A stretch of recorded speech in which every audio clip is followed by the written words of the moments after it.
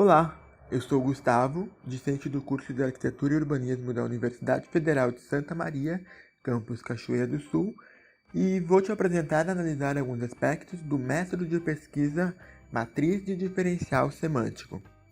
Matriz, diferencial e semântica. O que literalmente esses termos querem dizer? Matriz, agrupamento ordenado de elementos ou dados estatísticos. Modo organizacional de planilhas capaz de arranjar as linhas e colunas em forma de tabelas. Diferencial, relativo a ou em que se constata a diferença, que envolve diferenciação ou estabelece distinção entre indivíduos, classes ou coisas. E semântica, ramo da linguística que estuda o significado das palavras. Basicamente, o estudo de significados. Bom, agrupamento ordenado de elementos, planilhas, tabelas, constatação de diferenças, diferenciação, distinção, estudo de significado. O diferencial semântico é, portanto, o estudo de significados através da diferenciação de elementos ordenados em tabelas. E um entendimento bem superficial é isso. Mas que tipo de significado? O método não trabalha com o estudo do significado literal, ou seja, aquele significado básico e usual, como aqueles que eu mostrei antes. O enfoque, na verdade, são os significados conotativos. Significados conotativos são aqueles sugeridos, implícitos, que vão além do significado explícito de um objeto. Por exemplo, fogo vibrante em uma lareira.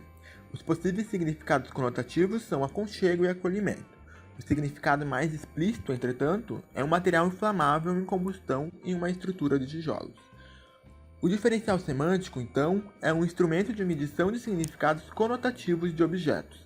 Procura compreender as atitudes, a percepção de um indivíduo em relação ao objeto, considerando que ele pode ter diversas dimensões de significados conotativos. Como o método trata de mensurar percepções, trabalha-se então com uma dimensão psicológica. Ele foi criado pelo psicólogo estadunidense Charles Osgood na década de 1950. Tornou-se uma importante ferramenta de pesquisa na área da psicologia e, mais tarde, em ciências sociais.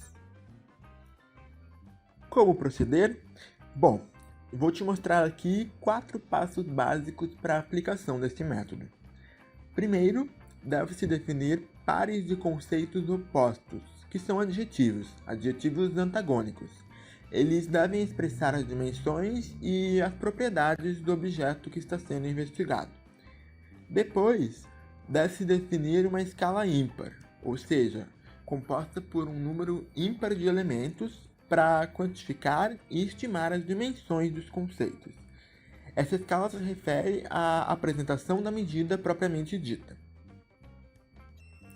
A terceira etapa, depois da matriz estar completa, seria a sua aplicação a um grupo de usuários, de modo concordante ao tipo de pesquisa que está sendo realizada e ao objeto que está sendo estudado. Por fim, deve ser realizada a avaliação dos resultados de modo comparativo. Esta é, por exemplo, uma representação esquemática de uma matriz de diferencial semântico. Os conceitos dos adjetivos opostos nas extremidades e, no centro, a escala que possibilita mensurar a percepção do entrevistado. Entende-se que os adjetivos são estruturas de mediação entre o significado do objeto e o seu conceito. É importante destacar que o método não possui um conjunto definido de itens, sendo que os critérios de avaliação e as escalas utilizadas podem ser adaptados para qualquer tipo de pesquisa. É, portanto, um método flexível que possibilita a análise visual de uma informação. O diferencial semântico apresenta um instrumental vasto com aplicações que extrapolam os tradicionais estudos relacionados à psicologia.